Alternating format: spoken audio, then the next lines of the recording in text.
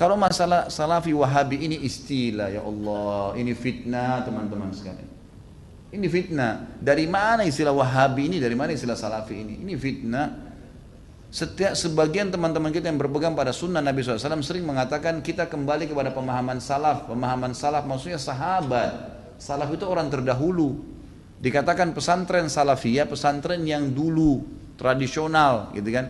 Jadi itu pemahaman kembali kepada salaful ummah. Hanya itu. Begitu dikatakan kembali kepada salaf sahabat, oh ini kelompok salafi namanya. Nisbatkan. Dari mana ini penisbatan ini gitu kan? Kemudian wahabi, apa wahabi ini? Dari mana istilah ini? Ini keluar dari mulut orang-orang yang tidak bertanggung jawab. Kalau kita lihat cirinya orang wahabi, yang dianggap wahabi orangnya berjenggot, jalankan sunnah Nabi. Kalau sholat ke masjid, istrinya pakai tutup aurat. Ya, di rumahnya jauh dari perbuatan dosa. Ini nih kelompok nih. Diolok-olok, wahabila. Saya pernah dimasukkan dalam grup gitu kan. Saya lihat semuanya disatuin, teman-teman dari semua ormas ada, termasuk nama saya masuk di situ. Banyak, mungkin ada 80 atau 100 orang ustadz, kiai dan seterusnya. Baru saya masuk di situ saya sudah baca. Ini banyak ustadz-ustadz wahabi, dimain-mainin gitu, tulisannya pakai O. Wahabilah ini. Oh ini wahabi ini suka tolak salawat, suka tolak zikir, suka tolak doa. Saya berpikir kalau saya mau tanggapin, ini 80 orang, 100 orang di situ, kemudian akan habis waktu saya menyita di situ. Sudahlah, saya keluar, minta maaf, saya nggak ada urusannya di sini, saya keluar. Karena yang bilang orang-orang yang pernah belajar di Saudi teman-teman benci sama zikir itu siapa? Anda yang fitnah itu. Gimana caranya?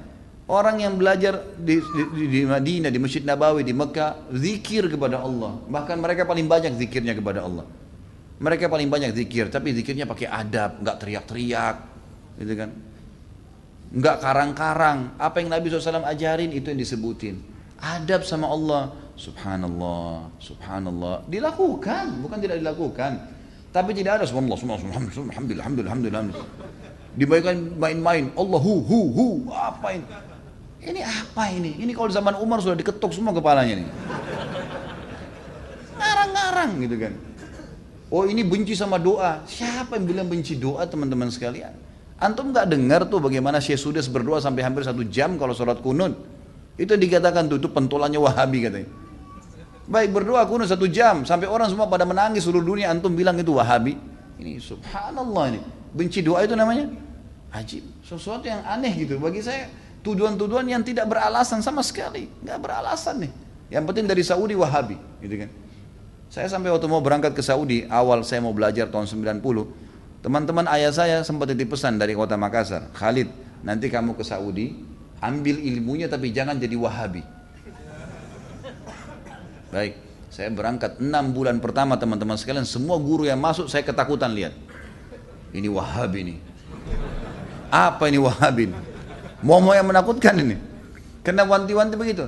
Lama-lama setelah guru masuk, setiap guru masuk di Madinah, wallahi saya bersumpah atas nama Allah teman-teman sekalian, tidak pernah ada sebutan nama Wahabi. Saya tidak pernah dengar kata-kata Wahabi dari mulut mereka. Wallah, yang ada cuman qala Allah, qala Rasul. Allah berfirman, Rasulullah bersabda. Wallahi, saya sumpah di sini, di masjid ini memang begitu ajarannya. Begitu ajarannya, qala Allah, qala Rasul. Qala Allah, qala Rasul selalu. Atau diikuti dengan penjelasan Ibnu Abbas, sahabat, Ibnu Umar, sahabat. Nih pemahamannya mereka, ini pemahamannya sahabat tentang ayat ini, tentang hadis ini. Itu yang kita pelajarin. Dan kalau ada masalah fikih didatangkan 4 madhab semua. Imam Syafi'i bilang begini, ini dalilnya. Imam Ahmad bilang begini, ini dalilnya. Imam Malik bilang begini, Abu Hanifah begini, dalilnya. Jelas, semuanya begitu. Setelah 6 bulan saya berpikir, kok saya harus takut dengan orang-orang seperti ini? Ilmu semua disampaikan, gitu kan? Ilmu semua. Dan bagaimana mempertemukan antara ambil ilmunya, jangan jadi Wahabi. Bagaimana memahami? Saya nggak nyambung gitu. Gimana caranya? Gitu. Teman-teman sekalian, saya kasih jawaban secara akal sehat. Rasulullah SAW lahir di mana?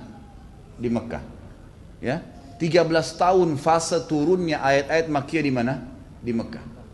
Baik, setelah itu Nabi SAW hijrah ke Madinah. Berapa tahun Nabi di Madinah? 10 tahun. Sampai meninggal kan? Kuburannya ada di sana. Demi Allah, Mekah sama Madinah markas Islam. Ada orang mengatakan itu markas Wahabi, markas ini tempat Nabimu lahir dan mati. Kok gimana sih? Lalu dikatakan itu ajarannya tidak benar, yang sesat. Padahal kalau kita duduk di majelisnya ulama, Ini Rasulullah bersabda, ayat Al-Quran dalam surah ini. Selalu itu, silakan saya tantang siapapun teman-teman sekalian. Bukan tantang. Saya ajak anda kalau lagi umroh, yang mengatakan Wahabi, tolong anda datang ke Masjid Nabawi, Masjid Haram Mekah, duduk di majelisnya salah satu ulama situ. Coba dengerin apa yang mereka bilang. Coba jalan, atau mau bertanya silakan. Pasti mereka jawab, hukumnya kalau Allah berfirman surah ini. Rasulullah bersabda begini. Itu isinya. Itulah yang mereka bilang Wahabi. Ini kemurnian agama teman-teman sekalian. Dan kalau anda tidak pertahankan kemudian agama, lalu siapa yang mau pertahankan? Ini aneh sekali gitu. Ini luar biasa, sebenarnya harus diluruskan. Mudah-mudahan Allah berikan hidayah ya. Banyak orang Islam yang tidak faham, ya, dia kukunya masih panjang, sholatnya masih Senin Kamis, ikut-ikutan Wahabi juga. Bukannya belajar, bukannya nanya, malah ikut-ikutan. Ini fitnah di tengah-tengah kaum muslimin. Kata Nabi SAW, Yahudi terpecah 71 golongan, Nasrani 72, umatku 73, semuanya di neraka. Mampir neraka dulu, nanti masuk surga iya. Kecuali satu, nggak pakai lewat neraka masuk surga. Kata para sahabat sudah tanya, siapa itu ya Rasulullah? Apa kata Nabi? Yang berpegang pada sunnahku dan sahabatku. Nah ini yang selalu ditunjuk Salafi, Wahabi, ini yang selalu berkata Rasulullah bersahabat. Ini orang yang berpegang pada kemudian Islam. Teman-teman sekalian, berhenti dalam masalah istilah-istilah seperti ini. Ini bahaya, memperpecah umat dan macam-macam. Saya lihat beberapa di cuplikan YouTube saya, ada kata-kata di bawah. Oh ini pentulannya Wahabi nih. Ini mungkin ISIS nih. Nah ini mungkin ini nih. Ini mungkin ini nih. Padahal orang itu tidak kenal saya. Bagaimana pertanggungjawaban dia hari kiamat di depan Allah? Coba nuduh saya. Bisa ketemu sama saya minta maaf nggak? Kalau nggak ketemu, gimana coba? Saya bisa maafin, tapi dalam hukum Islam, kalau seseorang memfitnah saudaranya Muslim, menuduh sesuatu yang dia tidak punya ilmu, kan itu. Sudah dimaafin pun pada orang yang melakukan, orang-orang yang sedang difitnah, tetap hukum syar'i dia harus minta maaf. Kalau tidak, saya dapat pahala karena memaafkan, dia tetap dihukum sama Allah karena masih belum minta maaf. Variabelnya begitu kan, hukumnya begitu. Orang mencuri, kemudian dia tidak kembalikan haknya orang, tetap dihukum, nggak bisa. Maka teman-teman berhenti dari fitnah ini. Kita ikut-ikutan, ini dikatakan teroris, oh kita juga ikut-ikutan teroris semua. Ini garis keras, ini kita katakan garis keras. Belajar. Kita punya mata bisa melihat, telinga bisa mendengar, hati bisa berpikir, bisa merenungi. Dengar dong dulu, gitu kan? Apa yang disampaikan? Kalau disampaikan benar, terima. Kan itu. Teman-teman yang dituduh dengan istilah ini hanya betul-betul kembali kepada kemudian Al-Quran dan Sunnah. Itu. Coba hadiri pengajiannya pasti selalu kalau Allah, kalau Rasul. Kalau Allah, kalau Rasul. Ini ajaran Islam teman-teman. Gak pernah ada perkataan kata kiai saya, kata guru saya, kata gini, kata gitu. Gak pernah. Anda boleh ikuti ceramah saya, kalau saya pernah katakan ini kata si fulan ini sudah jauh. Kalau Allah, kalau Rasul. Ada tanggapan ulama yang merincikan mungkin atau menyampaikan, itu mungkin. Ini Allahu a'lam. Mudah-mudahan Allah perbaikin keadaan muslim.